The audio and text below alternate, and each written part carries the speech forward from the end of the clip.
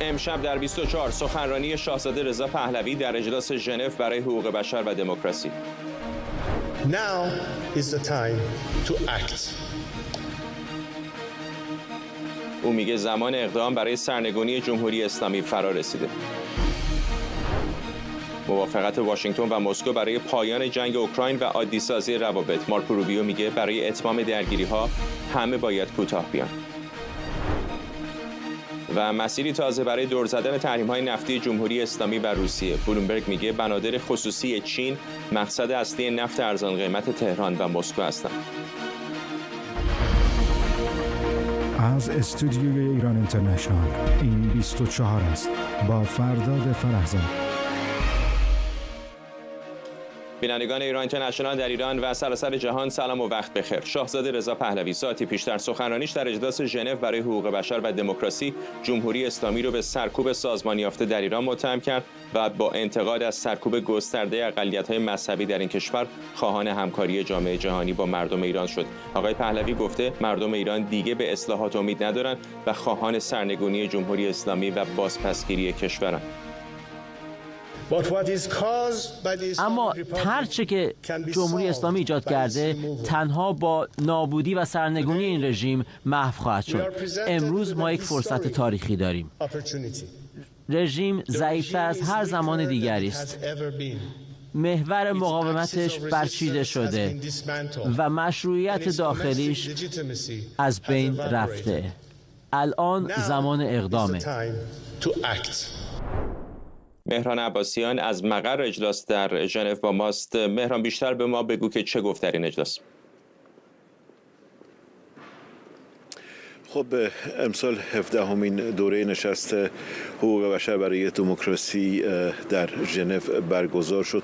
این نشست همزمان با نشست شورای حقوق بشر سازمان ملل که در مقر اروپایی اون در ژنو برگزار میشه هر سال. هیلل نویر مسئول برگزاری این نشست و مدیر اجرایی دیدبان سازمان ملل با سخنرانی خودش آغاز کرد این نشست رو.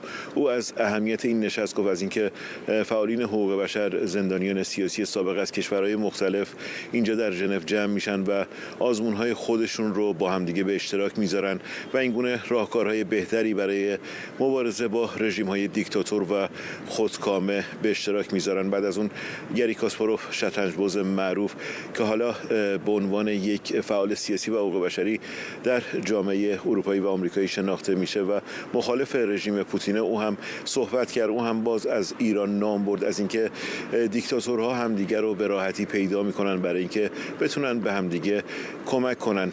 در بخش صبح یک صندلی خالی به یاد احمد رضا جلالی، زندانی دو تابعیتی سوئدی ایرانی گذاشته شد و از در واقع گروگانگیری رژیم جمهوری اسلامی ایران گفته شد. بخش بعد از ظهر کامل اختصاص به ایران داشت. مبارزه برای آزادی ایران تیتر سخنرانی شاهزاده رضا پهلوی بود.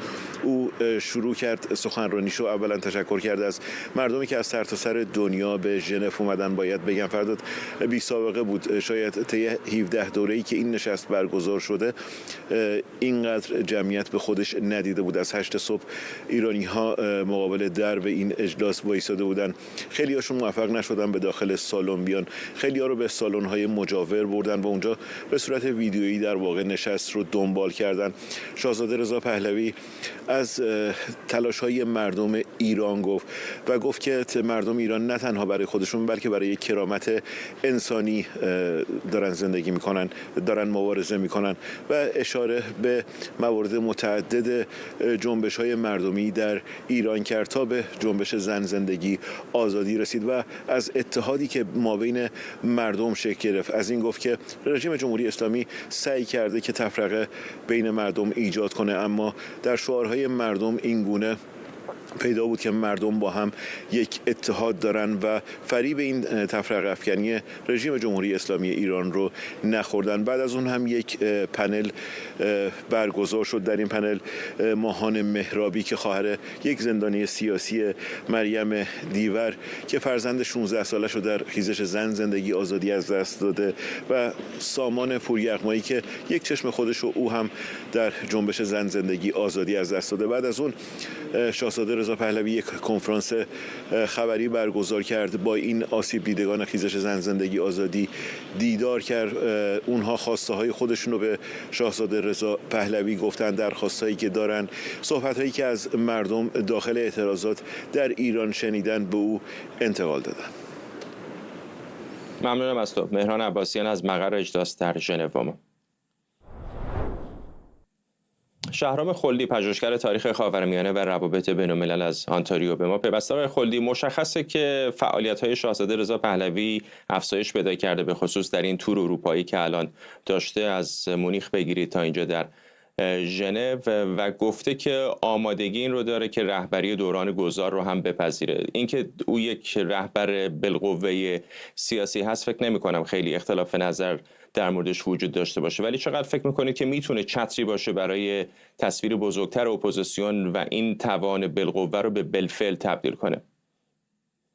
خدمتتون تور میفرستم جناب فرزاد گرامی و همه مخاطبان ایران اینترنشنال.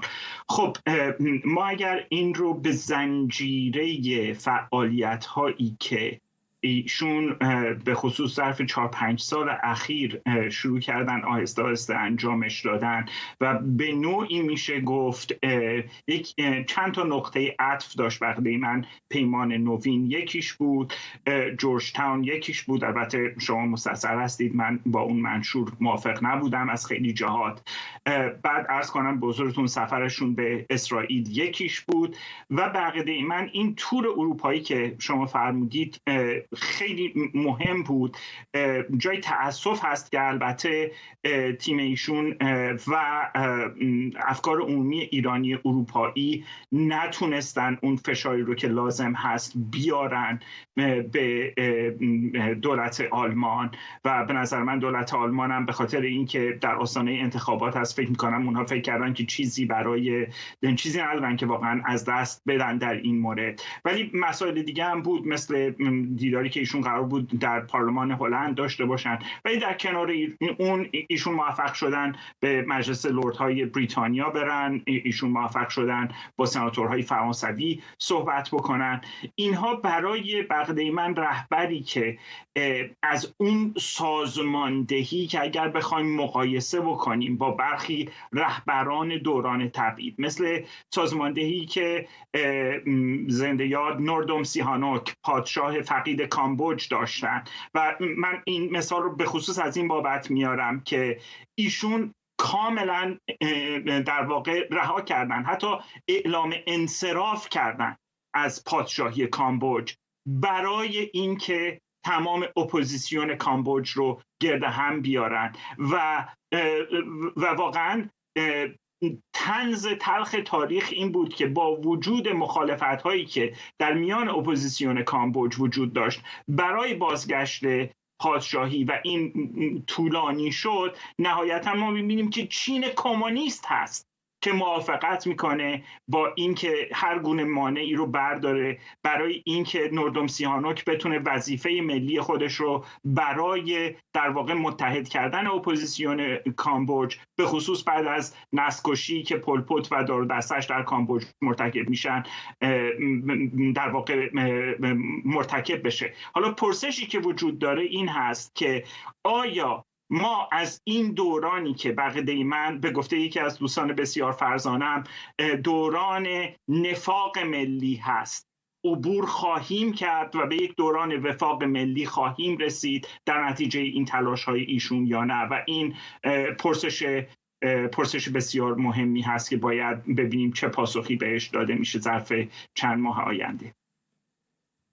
در ادبیات به نظر میرسه که خود او هم دنبال همین موضوع هست. اتفاقا همین صحبت‌های اخیری که کرده، مثلا حرف از این زده که فعلا زود هنگام هست برای اینکه اصلا در مورد نظام احتمالی بعدی ایران، جمهوری یا سلطنت یا پادشاهی بخواد کسی صحبت بکنه، یا اینکه حتی از طرفدارانش خواسته که او رو در تظاهرات و اعتراضها کینگ رضا پهلوی یا شاه رضا پهلوی خطاب نکنن، کما که دوباره می‌بینیم امروز هم البته در تظاهرات چنین خطابش کردند.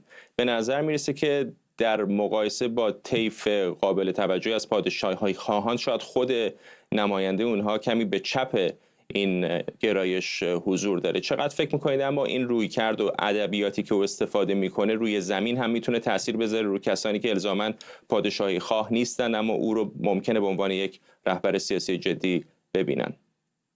خب مسئله همین هست و من در گفتگوهایی که قبلا با شما داشتم به این موضوع اشاره کردم که متاسفانه 57 دیگه ما نباید باهاش به عنوان یک استخوان لای زخم برخورد بکنیم، بلکه باید باهاش به دیده یک تجربه شکستی که باید همه باهاش به دیده یک تجربه شکست نگاه بکنن و تلاش بکنن که برن به اون سمتی که در واقع یک اتحادی به دست بیارن نگاه بکنن بهش. متاسفانه و البته ایشون تلاششون کردن، منتها ببینید وقتی که یک سازماندهی مشخصی وجود نداره، برای اینکه من شنیدم مشاور سیاسی ایشون در جلسه‌ای که در مونیخ بود گفته بودن که ما سعی می‌کنیم انضباط بیشتری داشته باشیم و اجازه بدید من این رو خدمتتون عرض بکنم. به من اطلاع داده شده که اتفاقا تیم ایشون داره سعی میکنه برای دوران براندازی تا گذار کارگروه‌هایی داشته باشه، سازماندهی بکنه، چون این نیستش که این اقدامات انجام نمیشه. ای کاش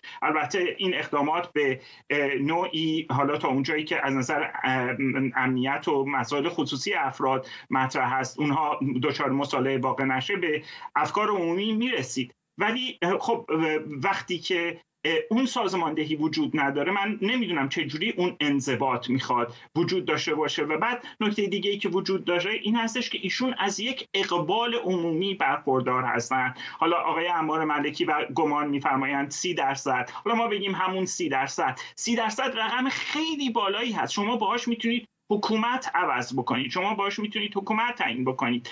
در دیدگاه کلاسیک من در مصاحبه‌ای با مجله حقوق ما که امیدوارم به زودی منتشر بشه این رو عرض کردم، حتی اگر ایشون مقام پادشاهی مشروطه‌شون رو رسما بگن که من کماکان پادشاه در تبعید هستم، این از نظر تاریخی منافرتی نداره با اینکه ایشون بیان ترتیب گذار رو بدن، یک رهبری فائقه‌ای رو و فراجناحی رو داشته باشن و اون مجلس مؤسسان، مجلس ملی موقت بیاد تصمیم بگیره که آیا اساساً ما میخوایم برگردیم به پادشاهی مشروطه، آیا پادشاهی مشروطه باید اصلاح بشه، اصلا بریم سراغ یک جمهوری، حالا جمهوری متمرکز، نیمه متمرکز.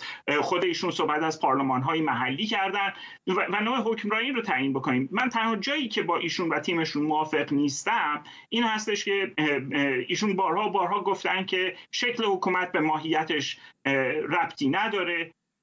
ما حقوقدانها، حقوق خوانده میدونیم که رابطه وثیقی بین شکل حکومت و ماهیت حکمرانی وجود داره، ولی اینها چیزهایی نیست همونجوری که شما هم فرمودید که الان ما بخوایم بر سرش دعوا بکنیم. ولی بقیده من ایشون در موقعیتی هستن که اون دوستانی که به انقلاب ضد سلطنتی معتقد بودن میتونن بیان این فحش و ناسزاگویی هایی که در محیط های اجتماعی، در محیط های عمومی میشه، اینها رو نادیده بگیرن و بیان یک طرح نوعی در بیاندازن و از این فرصت تاریخی و این نام و نشان شناسایی ایشون و شناخته شدگی ایشون در بین آحاد مردم ایران برای عبور از جمهوری اسلامی استفاده کنند. ممنونم از شما. شهرام خلدی، پژوهشگر تاریخ خاورمیانه و روابط بین‌الملل از آنتاریو.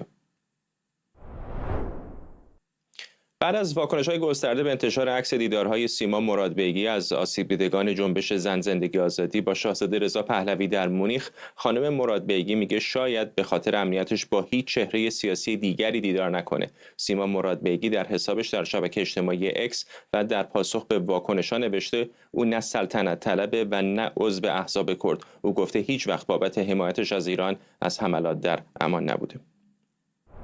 خود خانم سیما مرادبیگی از آسیب دیدگان خیزش زن زندگی آزادی از آلمان با ماست. خانم مرادبیگی، خیلی شاید تصور بکنن کسانی مثل شما که هزینه این چنین سنگینی در جنبش زن زندگی آزادی دادید بالاخره حداقل تا یک اندازه از این حملات سایبری مسئول و در امان باشید، ولی به نظر نمیرسه که اینطور باشه. فارغ از اینکه با کدام جریان سیاسی، کدام شخصیت سیاسی دیدار بکنید، به نظر میرسه که این حملات ادامه داره. چرا به نظرتون اینطور هست؟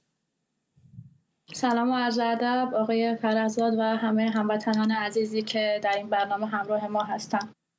متاسفانه این حجم از خشونت، نفرت و کینه و دشمنی دست همه ما بچه آسیب دیده رو به نوعی بسته. همه ما با جون و دل میخوایم که مبارزه رو ادامه بدیم، میخوایم که سرنگونی جمهوری اسلامی رو ببینیم، اما واقعا نمیتونیم به هیچ نتیجه‌ای برسیم. حملات به من از اون روز شروع شد که من یادم اولین مصاحبه‌ام با ایران اینترنشنال بود، با خانم سارمی. از حال و احوال من پرسیدن. من گفتم که حالم خوب نیست اما دلخوشم به این که روزی ایران رو پس بگیریم. و همونجا شروع شد که طرفدارهای افراطی احزاب کردی به من حمله کردن. بعد اون من با خانم مسیح علی نژاد دیدار داشتم.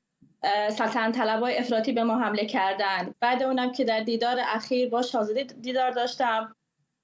دوباره میتونم بگم که کسانی که عضو حزب‌های دیگه هستن و به نوعی بیشترشون همزبان خودم هستن، انقدر یعنی پر از نفرت و کینه و دشمنی برای من پیام‌هایی فرستادن. واقعا احساس میکنم که اصلا نتیجه بخش نیست در این فضا بتونی که با جمهوری اسلامی مبارزه کنی، چون که علنا دست و بالمون بسته است. الان همه ما بچه‌ها با هم از خواهر و برادر به هم نزدیکتریم. بینمون کسایی هستن که طرفدار شاهزاده‌اند، بینمون کسایی هستن که جمهوری خواهن، بینمون به قول همینا میگن که راستن، چپن. و اصلا طوری نیست که واقعا با هم کینه و نفرت داشته باشیم، دشمنی با هم داشته باشیم. همین گلوله هایی که ما تو خیابون های ایران خوردیم از ما نمیپرسی که شما چپی، شما راستی، شما چه حزبی رو قبول داری، و بدون هیچ تمایزی ما رو سرکوب میکردن. اما خارج از کشور متاسفانه اینطور نیست و همین دیدارهایی هم که ما داریم هنوز به این درک نرسیدن که وقتی که من میرم به دیدار شخصی بر این مبنا نیست که من هوادار اون نفر هستم، اما خب منکر نمی کنم، انکار نمی کنم هموطنی که اگه بخواد که طرفداری یکی رو بکنه. من انسانی هستم که عقیده دارم به دموکراسی، به آزادی ایران، ایرانی امن و آزاد برای همه، و در این راستا واقعا خط قرمزی ندارم من. و میتونم بگم که الان درخواستی که دارم به عنوان یک آسیب دیده از کسایی که رهبر گروه‌های سیاسی هستن، چون که به نظرم اونا میتونن که پایان بدن به این نفرت و دشمنی و واقعا مسئولم هستن. این نکته که گفتید به گمانم مهم هست. حالا شما اتفاقا با خیلی از این چهره‌ها به واسطه هزینه‌ای که دادید دیدار کردید. یک بخشش طبیعتاً خود طرفداران جریان‌های مختلف سیاسی هستن، یه بخشش خود رهبران هستن. چقدر مسئولیت رو متوجه خود حامیان میدونید، چقدر متوجه رهبران؟ ببینید واقعا مسئول هستن در این مورد. الان طوری شده که من میگم واقعا انتظار اتحاد نداریم، چون که انقدر نفرت و دشمنی زیاد شده، ولی انتظار داریم که با هم گفتگو کنید، بشینید با هم گفتگو کنید و یه راه حل پیدا کنید. انقدر هر نفسی به نفس جمهوری اسلامی با دوباره ندیم، چون که واقعا هر فعالیتی، هر مبارزه‌ای در این فضا واقعا بی‌نتیجه است.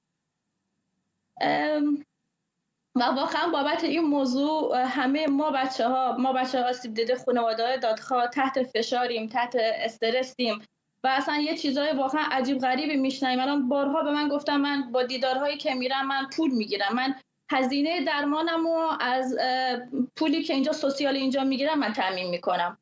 هیچ پولی نبوده، فقط اینکه یعنی بیشتر از توانمون میذاریم که بتونیم صدای مردممون باشیم، که بتونیم کاری بکنیم در این راستا.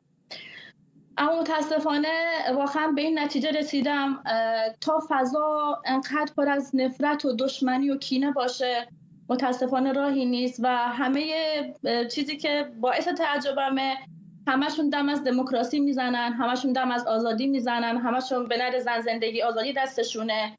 اما همین کامنت های پست اخیر منو ببینید، انواع فحشای جنسی، تهمت ها، تحقیرها و یه چیزی هم که قلباً اینو من میگم، من حتی اون هموطنی که میاد بهم فحش میده من نمیتونم جلوش وایسم. من هموطنمه، دوستشون دارم و واقعا نمیتونم از این عشق تو وجودم کم کنم. ممنونم از شما. سیما مرادبیگی از آسیب دیدگان جنبش زن زندگی آزادی از آلمان. ممنون. گفتگوی وزرای خارجه روسیه و آمریکا در عربستان سعودی با توافق میان دو کشور بر سر اتمام جنگ در اوکراین و آغاز مذاکرات صلح به پایان رسید. اوکراین و اروپا در این گفتگوها حضور نداشتند. کرملین گفته حل و فصل مناقشه در اوکراین بدون بحث درباره مسائل امنیتی گسترده‌تر در اروپا غیر ممکنه و پوتین در صورت لزوم آماده مذاکره با ولادیمیر زلنسکی. کاخ سفید گفته در این مذاکرات با انتصاب تیم‌های سطح بالا برای همکاری هرچه سریعتر در زمینه پایان دادن به جنگ روسیه در اوکراین موافقت شده.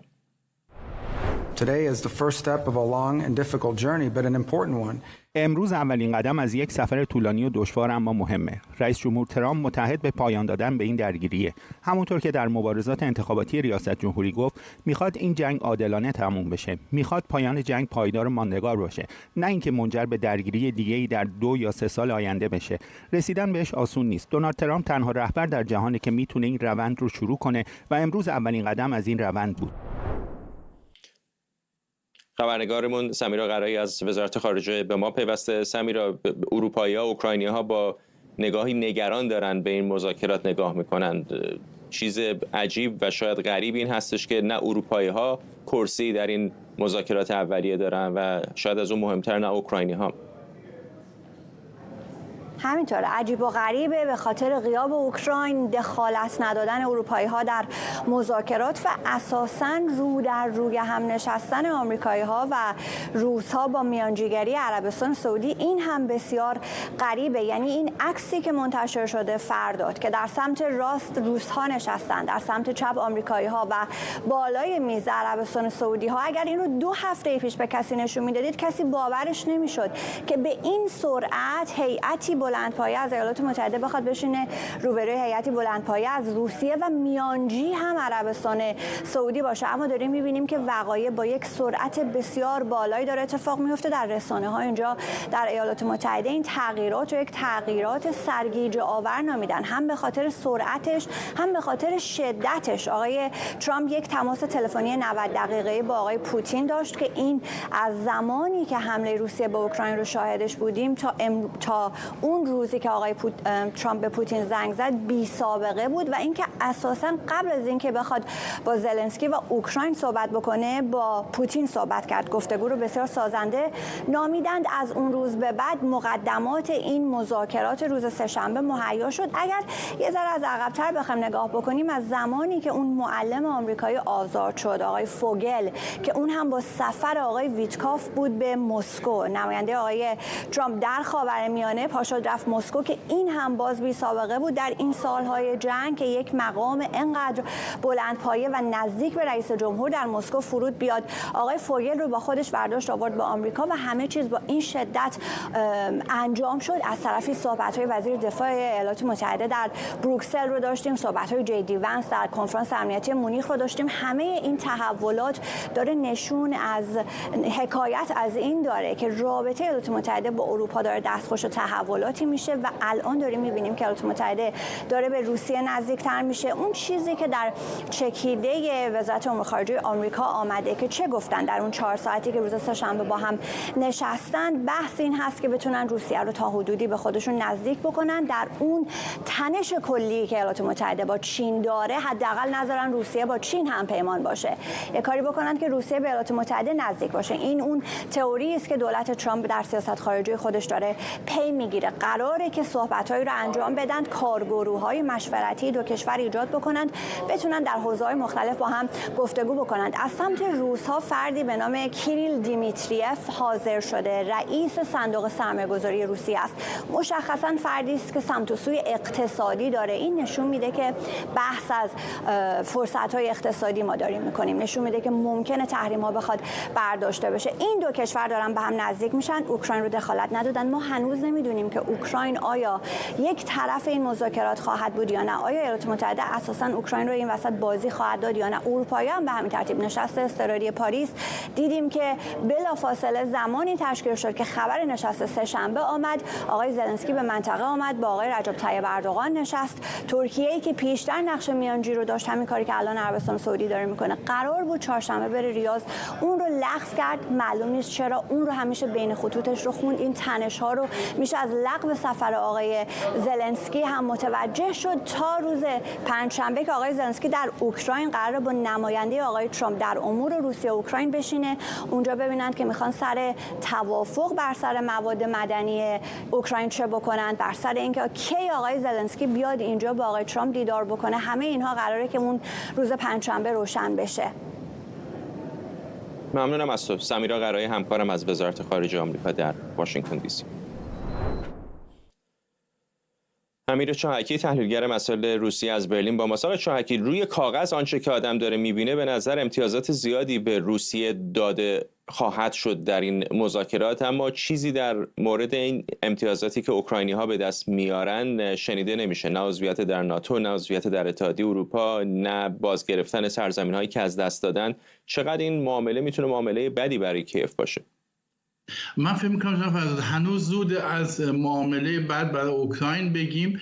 این اتفاق افتاده، ابرقدرت جهانی 100,000 کیلومتر اوکراین اشغال کرده و توانشون نابرابر. ترامپ انتخاب شده، الان ماه عسل روسیه و برای روسیه ماه عسلشون با ترامپ. از 20 ژانویه تا کنون شما اگه دقت بکنید، مانیتور کنید صحبت‌های پوتینو، هر روز یه ستایشی از ترامپ میکنه و بسیار در برنامه‌اش منعکس میکنن. ولی توجه کنیم که در اولین دستاوردی که اینها داشتن در عربستان، که اولا انتخاب عربستان باید توجه کرد که به نظر من هدفمند و هوشمندانه بوده، چون برای ترامپ دو هدف هست در وهله اول: جنگ اوکراین و عادی سازی روابط کشورهای عرب با اسرائیل، همون طرحی که آخر دورش داشته. عربستان انتخاب کرده که اینم بررسی کنه. کیت کلوگ نماینده ویژه در اوکراین اینجا شرکت نمیکنه، ویتاکوف شرکت میکنه که نماینده خاورمیانه، و این نشون دهنده اینه که در این براش اهمیت داره و امتیازی که به عربستان میده. در کنار اون امروز دستاورد اصلی که داشتن که دیگه میشه گفت تشکیل شده، این دستاورد شده این که تعداد پرسنل‌های دیپلماتیک دو کشور برگرده به دوران قبل از بایدن. این یه موضوع خیلی مهم بودی که بهش اشاره نمی‌کنن، یعنی هم روبیو هم لاوروف پذیرفتن که دیپلمات‌های اخراجی یا از نظر تعدادی برگردن. در کنارش هم نماینده‌های سفرا دوباره اعزام بشن و انتخاب بشن. این دستاورد اصلیه. ولی در تو با آنچه که در تو خانم قرایی هم مطرح کردن، به نظر من اینجا اصلا فاکتور روسیه و چین یا تاثیرگذاریش مطرح نیست. ببینید اینجا در حقیقت ترامپ لازم داره که بیاد تنظیم کنه رابطه با اروپا، با چین، ولی جنگ اوکراین نمیتونه یک مانور باشه. اون چیزی که رو خواهد داد چگونه خواهد بود. 3 مرحله پیش بینی دارن میکنن.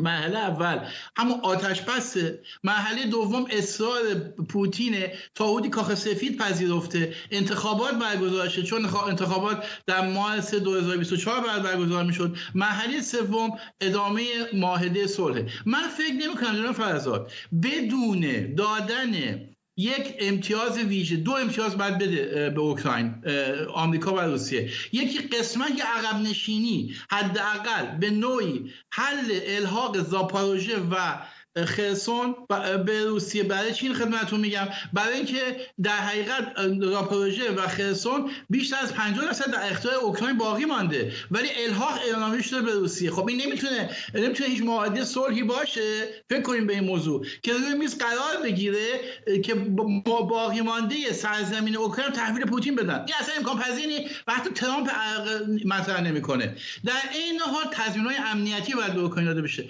اوکراین، زلنسکی بارها تکرار کرده در هفته‌های اخیر که تضمین امنیتی عدم حمله مجدد روسیه به اوکراین همانند آزادسازی مناطق ارزش داره. در حالی که عضو ناتو نمیشه، اینو پذیرفته زلنسکی، و نوعی ضمانت باید باشه از جمله حضور نیروهای حافظ صلح در اوکراین. من فکر میکنم هنوز زوده ما فکر کنیم که ترامپ میتواند تحمیل بکند آنچه که تو ذهنش. برای چی جناب آزاد و مخاطبان عزیز؟ برای اینکه قانون اساسی اوکراین مشخص مطرح کرده اگر صحبت‌های سرزمینی مطرح باشه باید رفراندوم صورت بگیره.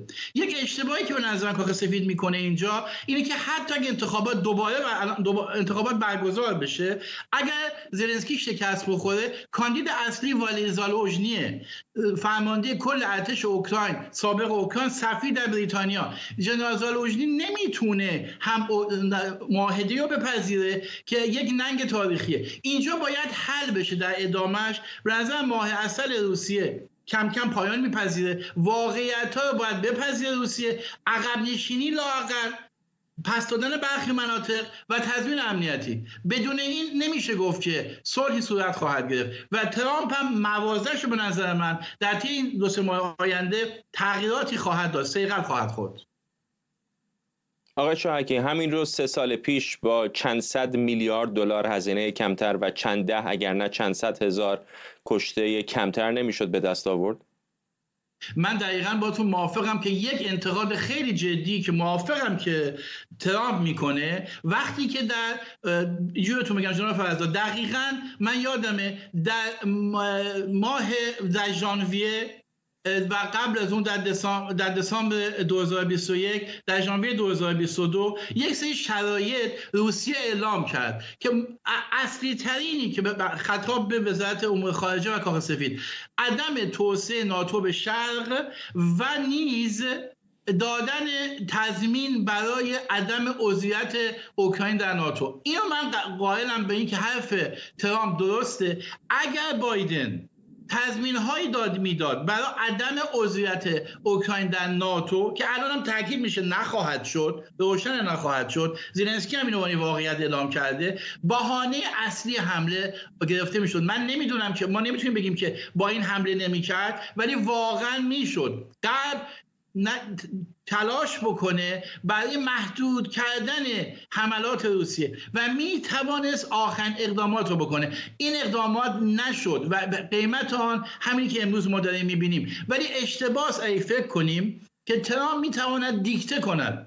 من با اوکراینی‌ها در تماسم جناب فرزاد، باهاشون صحبت میکنم. وقتی صحبت میشه از معاهده همه اینو میگن، ما میفهمیم که ما نمیتونیم روسیه عقب برونیم، ولی ما اون چیزا میتونیم بپذیریم که چیزی هم به دست بیاریم، آینده میترسیم. ببینید یه نکته بگم خطاب به کسایی که با این موضوع تمام میکنن اگه وقت ندارید، این که وقتی میگن که روسیه شکست نخواهد خورد، منم موافقم. روسیه شکست نخواهد خورد با نظارتخانه اتمی که داره، ولی جناب فرزاد 100,000 کیلومتر مربعی که روسیه اشغال کرده بیشتر از همه تا آخر 2023 اشغال شده، حتی تا اواسط 2023.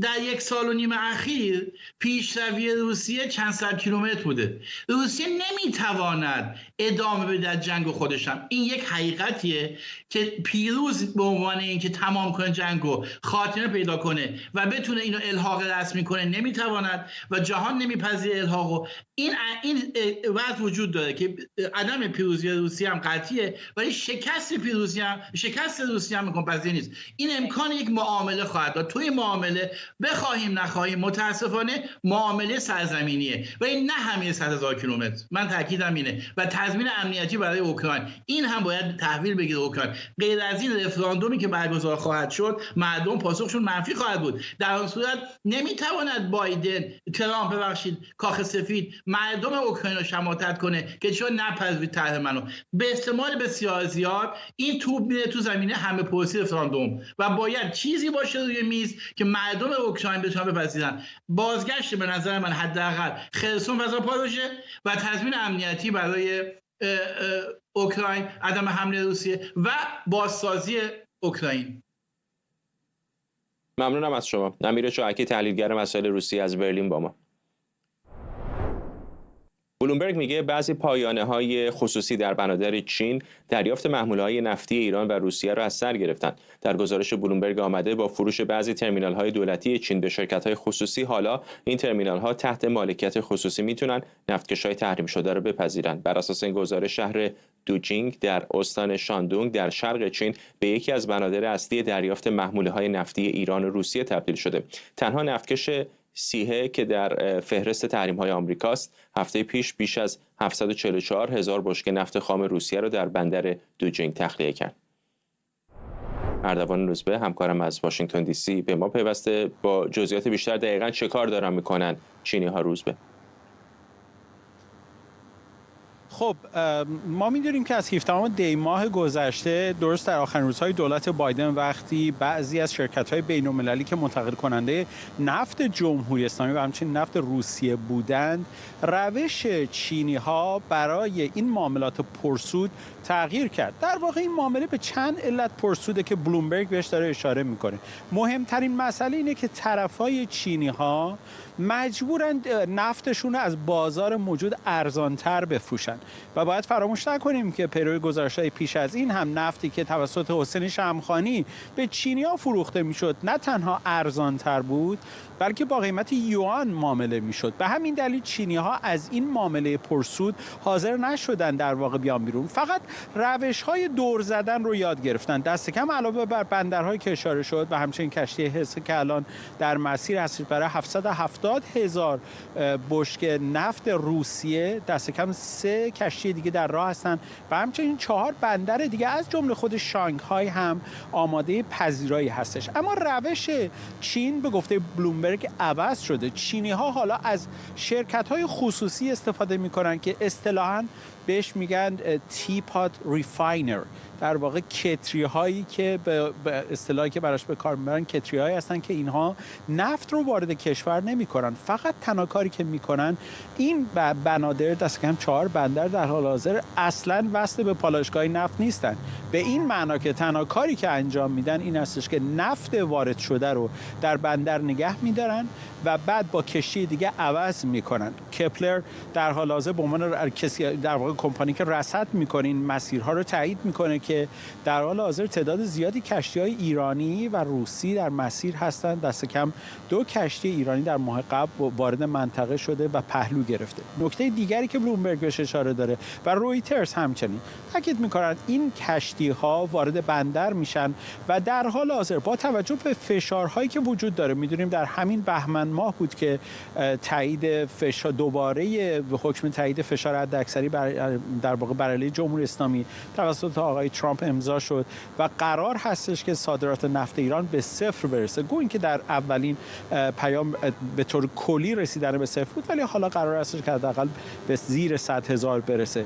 بسیاری از کشتی‌های جمهوری اسلامی در حال حاضر در منطقه سرگردانند. به گفته گزارش رویترز جمهوری اسلامی تعداد بسیار زیادی از محموله‌های نفتی خودش رو در روی آب‌ها نگه می‌داره تا بتونه به موقع ازش استفاده کنه. به خاطر داشته باشید در دور اول ترامپ هم وقتی که تحریم‌های حداکثری شروع شد، نفتکش‌های جمهوری اسلامی نفت خودشون در کشتی‌های نفتکش نگه داشتن و در بنادر چینی پهلو گرفتن که این معامله پرسود برای چینی‌ها دست کم $1 بیلیون سود به همراه داشت، چون اونا از 2.5 میلیون بشکه نفت موجود هزینه نگهداری گرفتن. در شرایط موجود به نظر میرسه که حالا با روش جدید این شرکت‌های کوچک خصوصی چینی هیچ نوع اتهامی رو متوجه چین و شرکت‌های بزرگ نخواهند کرد که شامل تحریم‌ها و تهدیدهای ایالات متحده آمریکا بشه در مورد معامله با روسیه و ایران و در عین حال معاملات پرسودشون رو فقط از جابجا کردن نفت ایران و روسیه در بنادر خصوصی میبرن و این روال باعث میشه که اونا بتونن از این بهره مالی ببرن برای تامین هزینه‌های خودشون. ممنونم از تو. اردوان روزبه همکارم از واشنگتن. ستاد فرماندهی مرکزی آمریکا سنتکام میگه دوشنبه مأموریتی با بمب‌افکن‌های B-52 در خاورمیانه انجام داده. به گفته سنتکام در این مأموریت 2 بمب‌افکن از پایگاه فرفورد بریتانیا پرواز کردند و بعد از عبور از حریم هوایی 9 کشور مأموریت‌هایی از جمله سوختگیری هوایی و استفاده از مهمات رو اجرا کردند. جنگنده‌های F-15 آمریکا و نیروهای هوایی 4 کشور دیگه این بمب‌افکن‌ها رو اسکورت کردند. این مأموریت همزمان با افزایش تنش‌ها میان ایران و اسرائیل و بعد از اونه که لینزی گرام سناتور آمریکایی در جریان سفرش به اسرائیل با اشاره به برنامه هسته ایران تاکید کرد جمهوری اسلامی باید ضربه قاطع دریافت کنه. بریم به کاخ سفید. همکارم آرش علایی از اونجا به ما پیوسته. آرش، مستقیم اشاره نشده ولی میشه حدس زد که سیگنالی است برای تهران. بله و معمولا این حرکاتی که سنتکام انجام میدهد، اگر خونده باشید کتاب‌های فرمانده‌های سابق سنتکام رو مخصوصا در زمان آقای ترامپ اونها هم در کتاب‌های خودشون اشاره میکنن به اینکه گاه و بیگاه از طریق جابجایی این سلاح‌ها، جابجایی یه سری قابلیت‌های نظامی از اروپا به خاورمیانه، از خاورمیانه به مناطق مختلفش یه سیگنال‌های خاصی به جمهوری اسلامی می‌فرستند برای اینکه بخوان قابلیت خودشون رو نشون بدن که چه قابلیت‌هایی در منطقه دارن. در این مورد هم از اروپا این هواپیماها پرواز کردند و همونجوری که شما گفتید آمدند و یک مانوری انجام دادن با چند کشور دیگر. صحبت‌هایی که الان ما بیشتر میشنویم مخصوصا از سمت راست آقای ترامپ، مثلا اشاره کردید به سناتور کهنه‌کار لینزی گرام، دوست صمیمی بنجامین نتانیاهو، دوست صمیمی بسیاری از رهبران منطقه در خاورمیانه، عربستان، محمد بن سلمان، MBZ در امارات متحده عربی، همه با لینزی گرام رابطه‌شون بسیار خوب هست. آقای لینزی گرام گفته است که تا وقتی که جمهوری اسلامی از لحاظ نظامی احساس خطر نکند برنامه هسته‌ای خودش متوقف نخواهد کرد. و الان هم امروز در کاخ سفید با اینکه بسیار نگاه‌ها به عربستان سعودی است برای اون مذاکراتی که دارد اتفاق می‌افتد بین امریکایی‌ها و روس‌ها بر سر اوکراین، اما برخی هم نگاهی دارند به اینکه این تحولاتی که دارد انجام می‌شود بین آمریکا و روسیه چه تأثیری بر جمهوری اسلامی خواهد گذاشت. و می‌بینیم روس‌ها هم خیلی سریع یک پیامی دادن، یک سیگنالی دادن که حالا مذاکراتشون با آمریکا تأثیری بر روابطشون بر جمهوری اسلامی نخواهد گذاشت. خودش نشان دهنده این است که چقدر اعتماد به نفس در تهران کم است، چقدر اونجا در تهران نگران این هستند که روسا در عرض 3 سوت بفروشد دوباره جمهوری اسلامی را، پشت کند به جمهوری اسلامی پوتین. و به خاطر همین هم است که می‌بینیم که روس‌ها دارن بیانیه میدن برای اینکه بخواهند نگرانی هایی که در تهران به وجود آمده است رو بخواهند مثلا به نوعی مرتفع بکنند. دیروز شنیدیم از مشاور ارشد امنیت ملی ترامپ مایکل والتز در مورد اینکه اگر قرار است که امریکا و ایران بنشینن سر میز مذاکره و با هم صحبت بکنن، این در شرایط محقق خواهد شد که جمهوری اسلامی برنامه اتمی خودش کاملا رها بکند. و اینجوری است که آقای مایکل والتز گفت دولت ترامپ حاضر می شود بیاد بشیند سر میز مذاکره. در این حال هم دولت ترامپ به نظر می آید فعلا با توجه به تعداد زیادی از اولویت‌های دیگری که دارد در صلح جهانی، مخصوصا در مسئله اوکراین، اینکه نزدیک شدن به روسیه چقدر میتواند تاثیر بگذارد در سیاست و دیپلماسی آمریکا در منطقه خاورمیانه، به خصوص در مقابل ایران. همین است که جمهوری اسلامی را هم به ترس واداشته است که الان به نوعی راهی پیدا کنند ببینند آیا میتوانند پوتین را راضی بکنند. و از اون طرف هم مسائلی که مربوط خاورمیانه هست، بنجامین نتانیاهو تلاش‌هایی که بارها و بارها کرده است در ملاقات خودش با مارک روبیو وزیر خارجه آمریکا مطرح کرده آقای نتانیاهو که اسرائیل باید برود و کار رو تمام بکند در ایران. و این بعضی‌ها میگن اشاره ایشون هست به اینکه حملات نظامی قرار صورت بده است به تأسیسات جمهوری اسلامی. با این حال مطبوعات آمریکا گزارش میدن فعلا دولت ترامپ هیچ عجله‌ای ندارد، منتظر است ببیند دولت‌های اروپایی یک بندی داشت برجام در اون در واقع توافق اتمی بین قدرت‌های غربی و جمهوری اسلامی، یک بند غروبی داشت که بر اساس اون اگر کشورهای اروپایی میگفتن یعنی در واقع شکایت داشتن از نحوه همکاری جمهوری اسلامی، میتونستند یک بندی که بهش میگن مکانیسم ماشه رو برگردونن که اون تحریم‌های بین‌المللی رو کاملا باز خواهد گردون روی جمهوری اسلامی. مطبوعات آمریکا میگویند دولت ترامپ تا اکتبر وقت دارد تا این در واقع مکانیسم ماشه رو برگرداند و احتمالاً تا اون موقع وقت خواهد داد به دیپلماسی. ممنونم از تو همکارم آرش علایی از کاخ سفید با ما. و ممنونم از شما که بیننده برنامه 24 امشب بودید. اجازه بدید برنامه رو با تصاویر زنده از بیمارستان جمیلی در روم به پایان ببریم، جایی که رهبر 88 ساله کاتولیکای جهان پاپ به دلیل عفونت تنفسی پیچیده در بیمارستان بستریه.